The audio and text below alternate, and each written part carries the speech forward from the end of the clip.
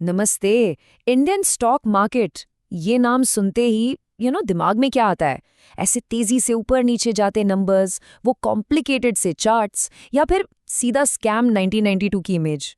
अगर ये सब थोड़ा सा कंफ्यूजिंग लगता है ना, तो टेंशन मत लीजिए, बिल्कुल सही जगह पर है।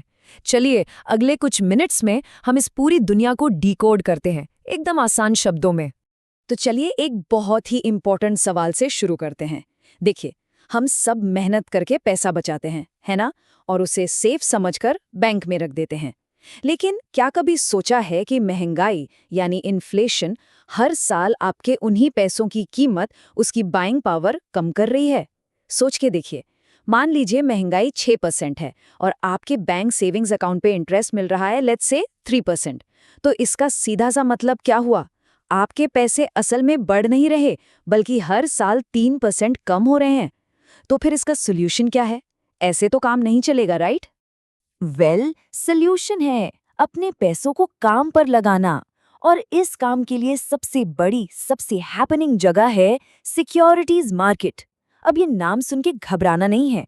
इसे आप ना एक बहुत बड़े हाईटेक सुपरमार्केट की तरह सोचिए, या फिर अपने शहर का सबसे चहल पहल वाला बाजार। फंडा एकदम सिंपल है। ये बस एक ऐसी जगह है जहां पैसों का लेन देन होता है। तो इस बाजार में होता क्या है? देखिए, यहाँ दो तरह के लोग आते हैं। एक तरफ है हम जैसे लोग, जिनके पास थोड़ी एक्स्ट्रा सेविंग्स है। हमें आप इस बाजार के शॉपर्स समझ लीजिए। टेक्निकल भाषा में इन्हें सरप्लस इनकम यूनिट्स कहते हैं, but let's stick to shoppers. फिर दूसरी तरफ है बड़ी बड़ी कंपनीज, जिनको अपना बिजनेस बढ़ाने के लिए पैसों की जरूरत है। ये हो गए इस बाजार के दुकानदार या इशूअर्स।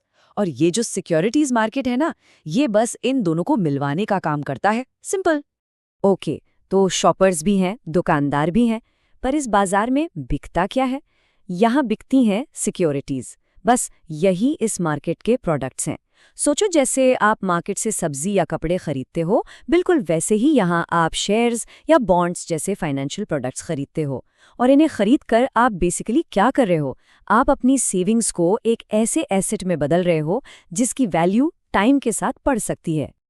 अच्छा, अब इस फाइनेंशियल सुपरमार्केट के अंदर चलते हैं। यहाँ ना बेसिकली दो मेन आयल्स हैं, मोटे तौर पे दो सेक्शंस। एक है हिस्सेदारी का और दूसरा है उधारी का। चलिए देखते हैं इन दोनों में क्या फर्क है। तो देखिए, इक्विटी का सीधा सा मतलब है हिस्सेदारी। जब आप किसी कंपनी के शेयर्स खरीदते हैं ना, तो आप उस कंपनी में एक छोटे हिस्से के मालिक बन जाते हैं, पार्टनर बन जाते हैं। अब मालिक है तो पोटेंशियल फॉर हाई रिटर्न्स भी है। कंपनी अच्छा करेगी तो आप भी। लेकिन हाँ, इसमें रिस्क भी थोड़ा ज्यादा रहता है।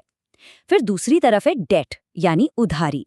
यहाँ आप मालिक नहीं बनते। जब आप बॉन्ड खरीदते हैं तो आप बेसिकली उस कंपनी को लोन दे रहे होते हैं, और उसके बदले में आपको एक फिक्स्ड इंटरेस्ट मिलता है। तो यहाँ रिस्क कम है और रिटर्न्स भी प्रिडिक्टेबल हैं। तो इन दोनों आइल्स में यानी हिस्सेदारी और उधारी वाले सेक्शंस में आपको अलग अलग प्रोडक्ट्स मिलेंगे। हिस्सेदारी वाले सेक्शन में आपको मिलेंगे इक्विटी शेयर्स, और उधारी वाले सेक्शन में आपको मिलेंगे डिबेंचर्स, जिनको बॉन्ड्स भी कहते हैं, और गवर्नमेंट सिक्योरिटीज भी, G-Secs, जिसमें आप सीधा सरकार को उधार देते हो। और हाँ, एक और चीज है, म्यूचुअल फंड्स। इन्हें आप एक रेडीमेड शॉपिंग बास्केट की तरह सोचो।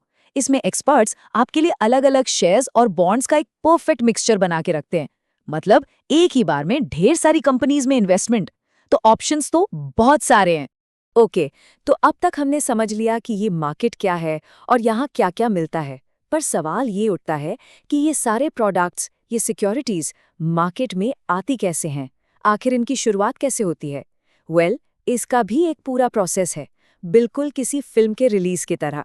हर सिक्योरिटी की जर्नी के ना दो इंपॉर्टेंट स्टेजेस होते हैं। पहला, प्राइमरी मार्केट, जहां इसका जन्म होता है, जहां ये बनती है। और दूसरा है सेकेंडरी मार्केट, जहां इसकी आगे की लाइफ चलती है, जहां इसे खरीदा और बेचा जाता है। सो प्राइमरी मार्केट, इसे आप कंपनी का ग्रैंड ओपनिंग या उसकी फिल्म का फर्स्ट डे फर्स्ट शो समझ लीजिए।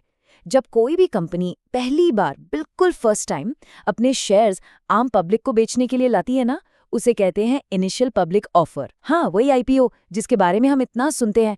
ऐसा करके कंपनी सीधा हम जैसे इन्वेस्टर्स से पैसा उठाती है, ताकि वो अपने बिजनेस को और बड़ा कर सके। अच्छा, तो आईपीओ के बाद जब शेयर्स मार्केट में लिस्ट हो जाते हैं तब उनकी ट्रेडिंग शुरू होती है सेकेंडरी मार्केट में। अब इसको कैसे समझें? ये बिल्कुल एक रीसेल मार्केट जैसा है।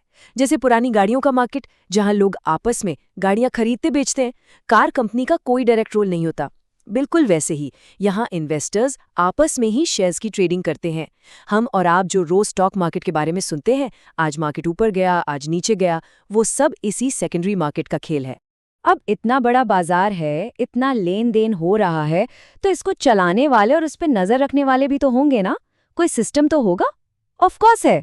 तो चलिए अब मिलते हैं इस मार्केट के मेन खिलाड़ियों से, वो लोग और इंस्टीट्यूशंस जो इस पूरे सिस्टम को आराम से और फेयर तरीके से चलाते हैं। और इस लिस्ट में सबसे ऊपर नाम आता है इस बाजार के मैनेजर या कह लीजिए पुलिस का, SEBI, the securities and exchange board of India. इसका काम है रूल्स बनाना, ये चेक करना कि सब लोग उन रूल्स को फॉलो कर रहे हैं और सबसे इम्पॉर्टेंट, हम जैसे इन्वेस्टर्स के हितों की रक्षा करना।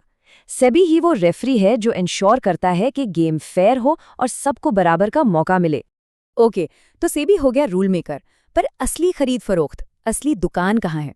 वो है स्टॉक एक्सचेंजेस, जैसे कि नेशनल स्टॉक एक्सचेंज यानी एनएसई और बॉम्बे स्टॉक एक्सचेंज यानी बीएसई।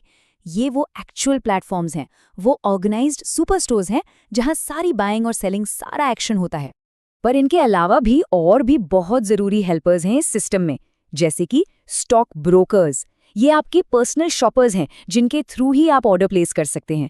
फिर आते हैं डिपॉजिटरीज, एनएसडीएल और सीडीएसएल। ये आपके डिजिटल लॉकर्स हैं जो डिजिटली आपके सारे शेयर्स को सेफ रखते हैं। और हाँ, मर्चेंट बैंकर्स भी हैं। ये वो एक्सपर्ट्स हैं जो कंपनीज की उनकी आईपीओ लॉन्च करने में यानी उनकी ग्रैंड ओपनिंग में पूरी हेल्प करते हैं। तो इस सबसे ज़रूरी बात क्या निकल कर आती है? ये कि सिक्योरिटीज़ मार्केट कोई जुआ या कसीनो नहीं है, बिल्कुल नहीं। ये एक proper well regulated structured system है और इसका एक ही मकसद है, हम जैसे सेवर्स यानी जिनके पास सेविंग्स है उनको उन बिजनेसेस से जोड़ना जिन्हें पैसों की ज़रूरत है, ताकि पैसा सही जगह इन्वेस्ट हो और एज अ रिजल्ट हमारी पूरी इकोनॉमी ग्रो करे। तो अब जब आप इस पूरे बाजार के बेसिक्स समझ गए हैं तो अब एक सवाल अपने आप से पूछिए, आप किस तरह के इन्वेस्टर बनना चाहेंगे? एक हिस्सेदार जो किसी कंपनी की ग्रोथ स्टोरी का पार्ट बने, उसके रिस्क और रिवॉर्ड दोनों में शामिल हो, या फिर एक कर्जदार जो एक फिक्स्ड प्रिडिक्टेबल रिटर्न के साथ अपनी इन्वेस्टमेंट को सिक्योर रखे? इस सवाल का जवाब ही आपकी फाइनेंशियल जर्नी का सबसे पहला और सबसे ज़रूरी कदम होगा। इस पर सोचिए ज़रूर।